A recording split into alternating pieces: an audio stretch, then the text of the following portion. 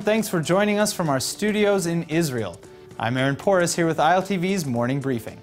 The United States has just said that in order to bring about a comprehensive peace deal, both Israelis and Palestinians will be forced to compromise. In a press conference held yesterday, State Department spokesperson Heather Nauert refused to address UN Secretary General Antonio Guterres' statement lamenting 50 years of Israel's occupation in the West Bank. Instead, she took the time to reiterate the United States' support for reaching a comprehensive solution to the ongoing Israeli-Palestinian conflict.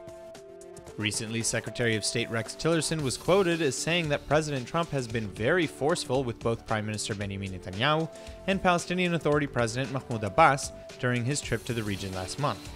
Yesterday, however, during a special event at the Knesset commemorating the 1967 Six-Day War, Netanyahu said that no settler will be uprooted in any final peace deal with the Palestinians. He went on to say that President Trump is sticking to traditional peacemaking formulas influenced by 50 years of propaganda, and that, quote, "I am doing what is necessary to protect the Jewish settlements in Judea and Samaria. We will continue to develop it, and we will not bring a tragedy upon the settlements if we agree to work together. This is the most important thing, to work together," end quote. For the most part, Israeli settlements in the West Bank are considered illegal under international law, and they're located in areas that the Palestinians would want for a future state. After Israel evacuated the Amona outpost in the West Bank in February, Israeli Prime Minister Benjamin Netanyahu said he'd build a new settlement for some of the families. Well, it looks like he's finally following through on that promise.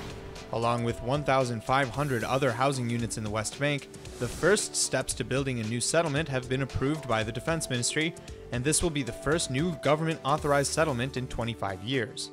When the new town of Amichai is built, around 40 families who were expelled from Amona will have a new home.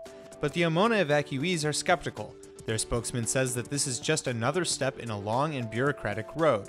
It will not provide a short-term solution for the children in the coming school year. An Israeli official says that the building plans have already been discussed with the Trump administration, and the government doesn't expect any diplomatic trouble to arise from the new construction. Although there were reports that Palestinian President Mahmoud Abbas may be cutting off salaries to Hamas terrorists, members of Hamas's political wing can rest easy.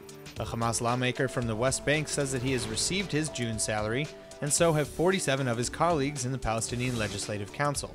Ayman Daragme had been worried that his monthly salary was cut off, but he says Abbas's government has told him it was delayed due to a clerical or technical error. Since 2007, Abbas hasn't paid the salaries of Hamas lawmakers in Gaza, but those who live in the West Bank have continued to receive salaries. Reportedly, a number of Hamas terrorists who have served time in Israeli prisons have stopped receiving their salaries as well, although terrorists without Hamas links are still receiving what many have criticized as terror subsidies. Reportedly, a number of Hamas terrorists who have served time in Israeli prisons have stopped receiving their salaries as well, although terrorists without Hamas links are still receiving what many have criticized as terror subsidies. It seems like Jordan could now be joining Lebanon in their ban of Wonder Woman, as leading actress Gal Gadot proudly served in the Israeli Defense Forces. Despite signing a peace treaty with Israel in 1994, many Jordanians still believe in the rejection of the, quote, Zionist regime. One Jordanian group against normalization with Israel said that they, quote, remind the Jordanians of their obligation to boycott the film, and we refuse to be partners to the crimes of the Zionists and to increase their profits from this film. The Arab audience will not be involved in projects that represent Zionism and the Israeli army, end quote.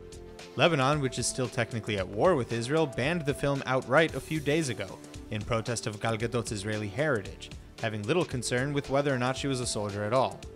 Gadot has indeed been proud of her Israeli and military background, however. She's publicly supported the IDF on social media and in interviews. As for the film's reception elsewhere, the box office take was estimated at $103.1 million over the opening weekend and $223 million worldwide. Jerusalem is about to get a literary explosion, as dozens of internationally renowned writers will be coming for the annual International Book Fair and Hebrew Book Week. The fair, marking its 28th year, will take place from June 11th to the 15th at the First Station Complex in Jerusalem, and will also feature events at the city's Cinematheque and Mishkenot Sha'ananim. The fair will open with a presentation of the Jerusalem Prize to Norwegian writer Karl Ove Knausgaard at the YMCA, quote, for his artful craft, for his challenge to accepted notions, private and public, and above all for his elevation of the ordinary lives of ordinary people. The fair will open with a presentation of the Jerusalem Prize to Norwegian writer Karl Ove Knausgaard at the YMCA, quote, for his artful craft, for his challenge to accept notions private and public, and above all for his elevation of the ordinary lives of ordinary people, end quote. Other recipients of the prestigious literary prize include Ian McEwan, Haruki Murakami, J.M. Coetzee, Jorge Luis Borges, and Arthur Miller. That's all for now. I'm Aaron Porras, and see you later with our main daily broadcast from Israel at 2 p.m. Eastern Time.